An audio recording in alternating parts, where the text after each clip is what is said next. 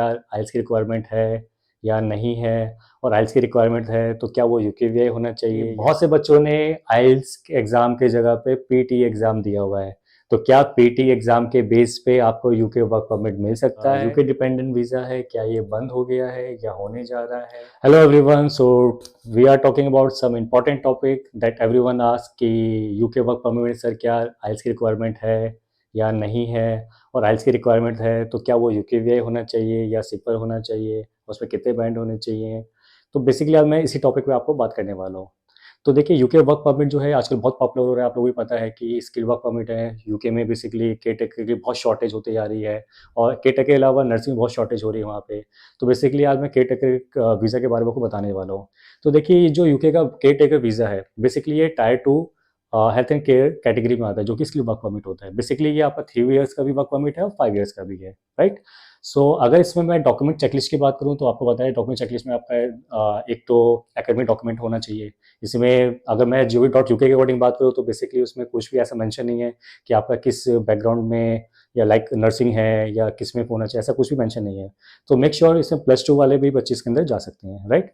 अगर इसके अलावा मैं बात करूँ तो सेकंड डॉक्यूमेंट इसमें एक पीसीसी की रिक्वायरमेंट होती है। पीसीसी जो है आपका पुलिस क्लियरेंस सर्टिफिकेट होता है, राइट। तो पीसीसी बेसिकली दो ऑर्गेनाइजेशन इश्यू होता है। एक तो आपका पासपोर्ट ऑफिस हो गया, और सेकंड हो गया आपका तो जो पुलिस स्टेशन से बनता है।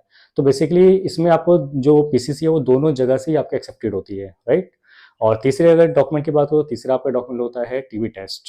सो टीबी टेस्ट की अगर बात करें तो टीबी टेस्ट सिलेक्टेड सेंटर से ही करा सकते हैं। और क्वेश्चन आता है कि सर ये सिलेक्टेड सेंटर होते क्या हैं। तो ये बेसिकली सिलेक्टेड सेंटर आप gov.uk पे जाएंगे तो आपको वहाँ पे लिस्ट प्रोवाइड हो जाएगा। और अगर आपको नहीं मिलता है तो बेसिकली आप मुझे कमेंट में नीचे कमेंट कर सकते हैं, तो बेसिकली आपको मैं लिंक वहाँ प्रोवाइड कर दूंगा। एंड फोर्थ डॉक्यूमेंट की बात करूँ तो फोर्थ डॉक्यूमेंट आपका आता है आइल्स, राइट। तो बेसिकली देखिए, आइल्स जो है आपका यूकेवीआई होना चाहिए, और यूकेवीआई में इट इज़ नॉट इम्पॉर्टेंट कि वो आपका जीटी है या एकेडमी है, बस मेक श्योर आपका वो यूकेवीआई होना चाहिए, राइट। और अगर हम बात करें बैंड की तो make sure band should not be less than 4.5 each module. बहुत से बच्चों ने आइल्स एग्जाम के जगह पे पीटी एग्जाम दिया हुआ है, तो क्या पीटी एग्जाम के बेस पे आपको यूके वर्क परमिट मिल सकता है? तो जी हाँ, आपको यूके वर्क परमिट बिल्कुल मिल सकता है। बट मेक श्योर पीटी जो आपका एग्जाम है वो भी यूकेवीआई एकेडमी होना चाहिए। और जहाँ तक बैंड की बात है तो सर, बहुत सारे लोगों के क्वेश्चन है कि सर इसमें स्कोर क्या होना चाहिए।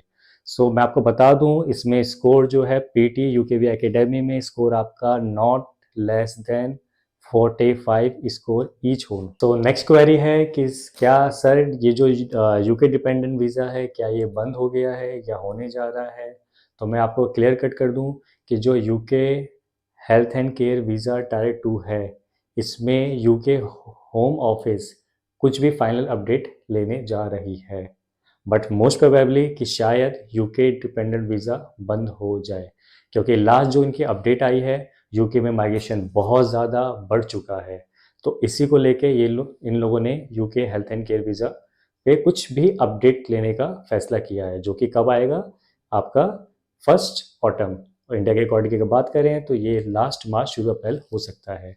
अब क्वेश्चन आता है कि सर माइग्रेशन बढ़ गया है तो ये dependent visa health and care में ही क्यों बंद कर रहे हैं। तो बेसिक देख लिए ये गाइस, आपको भी ये बात बहुत पता है कि यूके में जो सबसे पॉपुलर वीज़ा है वो आपका टायर 2 में सिर्फ और सिर्फ एक ही है, वो है health and care visa. Basically health and care visa में जो हमारे जहाँ हिंदुस्तान, पाकिस्तान, एशिया के जो लोग हैं, भाई बंधु हैं, ये बेसिकली यहाँ से वहाँ जाते हैं। वहाँ पे आपको ही पता है कि बहुत से बच्चों के पास एक्सपीरियंस नहीं होता है, बहुत से बच्चों के पास कुछ एजुकेशन भी नहीं होता है। तो बेसिकली जो केयर टेकर वीज़ा है इसमें आपको मैं बता दूं gov.uk के अकॉर्डिंग कुछ भी मेंशन नहीं है कि इसमें आपकी इतनी क्वालिफिकेशन होनी चाहिए, इतना एक्सपीरियंस होना चाहिए। इसी वजह से हेल्थ यूके में जो सबसे पॉपुलर जो वर्क परमिट अभी इस हाल फिलहाल में जो शुरुआत हुआ है वो है आपका हेल्थ एंड केयर वीज़ा। तो बेसिकली जो यूके में माइग्रेशन जो अभी बढ़ने जा रहा है या बढ़ चुका है, ये सिर्फ और सिर्फ हेल्थ एंड केयर वीज़ा की वजह से ही हुआ है। तो इसलिए जो यूके की होम ऑफिस है वो बेसिकली इस पर कोई फाइनल जो है कॉल लेने जा रही है, जो कि कॉल कब आएगी, ये लास्ट मार्च शुरू अप्रैल में आ सकती है। तो बेसिकली अभी जो भी हमारे भाई बंधु हैं जो यूके जाने का सपना देख रहे हैं, तो प्लीज़ फ़ौरन से जल्द अपना वीज़ा लगवाएं और डिपेंडेंट पे यहाँ से जा सकते हैं। Thank you.